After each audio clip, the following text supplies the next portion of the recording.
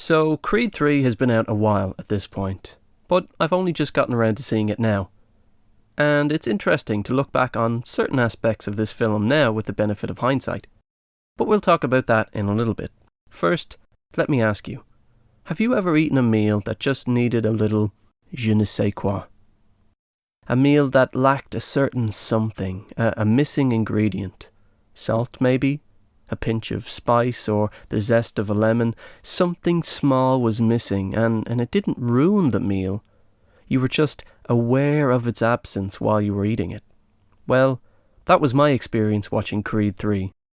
I didn't think Rocky's absence ruined the film, but there were a lot of points throughout the film that I just thought, needs more Rocky. However, despite that hiccup, I think Creed 3 was overall still a pretty enjoyable film if you're a fan of the series. It's a film that's a little lean in terms of plot and story. It follows the now retired Adonis Creed as he adjusts to life outside of the ring, running a business and raising a family. And that all gets turned on its head when an old friend comes back into Creed's life looking for a shot at the champion's title. The crux of the story revolves around the relationship between Creed and his friend Damian Anderson, who just got out of prison. Creed feels guilty, for some reason. I found that point a little unclear, actually, about whether Creed actually had something to do with Anderson going to prison or not. From their dialogue, I don't think he did, but throughout the film, Creed keeps flashing back to one particular night where both men, as children, attacked a man outside a shop, and the police arrested Anderson for having a gun, and Creed ran away.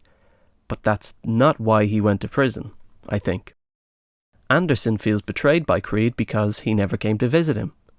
Anderson wrote Creed letters, which Creed's mother hid because she never liked Anderson, which Anderson knows, but he still doesn't believe Creed when he says he never got the letters. And because of all this, Anderson tricks Creed into giving him a match against the current champion, which he wins by cheating, despite the fact that everyone knows he's cheating.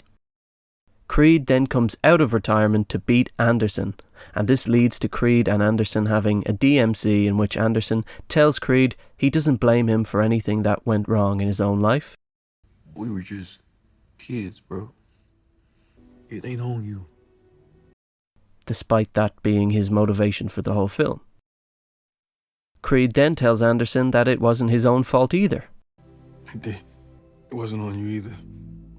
So the message of the film is something.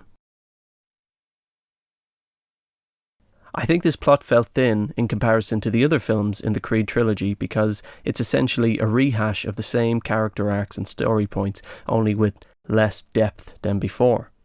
Creed struggles with his past, hits his lowest point, has a montage, and then overcomes and wins, either literally or figuratively. But let's be honest, most people aren't watching a Creed film for the story, we're watching for the action. Slick, hard, boxing action. And the action of this film was okay. It didn't blow me away. It was just as good as I thought it was going to be. But one area, I think, which was really lacking was the montage. And the Rocky series is known for its montages, and Creed so far has done a good job of living up to and building on that tradition. But the montage in Creed 3 just lacked that spark, that zest. Maybe it needed more Rocky. I think it just lacked the ambition of the other two. I remember the montage from the first Creed, which paralleled the Rocky 2 montage, where he's running down the street being followed by everyone. And Creed did that, but they added their own flavour to it, to that iconic scene. In Creed 2, I remember that beautiful take, that one shot of Michael B. Jordan running full speed in front of Rocky's car. And it was a simple scene, but it was one that I think had a huge effect.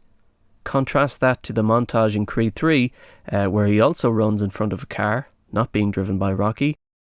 And I think it just falls flat. It just felt like the film knew it had to stick in a montage and just wanted to get it over with. So the action was okay. Story wasn't great, but put them together and it's still fairly enjoyable. However, there is still the elephant in the room. Why was there no Rocky in a Rocky film? Did Sylvester Stallone die and we just missed it?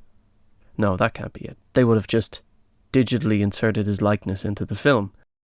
According to Zach Sarf of Variety, the reasons are twofold. The first is put down to creative differences over the direction the film was taking. Stallone felt the tone of the film was too dark for the Rocky franchise, and this new direction is credited to the film's star and director, Michael B. Jordan, as well as longtime Rocky producer Irwin Winkler. Personally, I thought this was a bit mad, as I didn't think the film was particularly dark at all. My main criticism of the film would probably be that it was a little bit bland, to be honest, so I was surprised to read that one of the critics at the time when this film came out said Creed 3 is a sports drama that feels more like a Cape Fear-inspired thriller than a traditional Rocky movie. Really?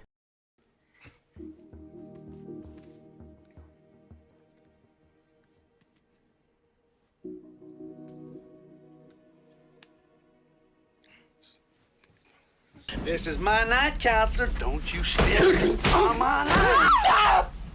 Stop! Yes, Lee? However, it seems the real reason for Stallone's absence is because of an ongoing feud with Irwin Winkler, who Stallone sold the rights to the franchise to back in 1976. Since then, Stallone has wanted to regain the rights to his creation with little sign of it ever happening. When speaking about why he stepped away from Creed 3 and Winkler, Stallone had this to say. You can't make peace. I mean, let's be realistic here. You can't make peace when someone has been so nefarious, in my opinion, so horrible. And if you think that's bad, look at this tweet Stallone posted, accompanied by a picture of Winkler with a serpent's tongue.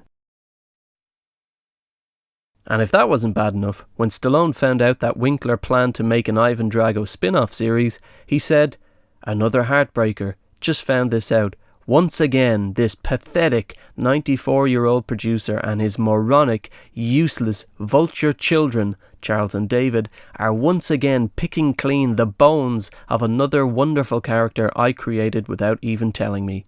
I apologise to the fans. I never wanted Rocky characters to be exploited by these parasites." So, for Stallone, who is 77 at the time of recording, it seems unlikely he'll be returning to the beloved character of Rocky anytime soon.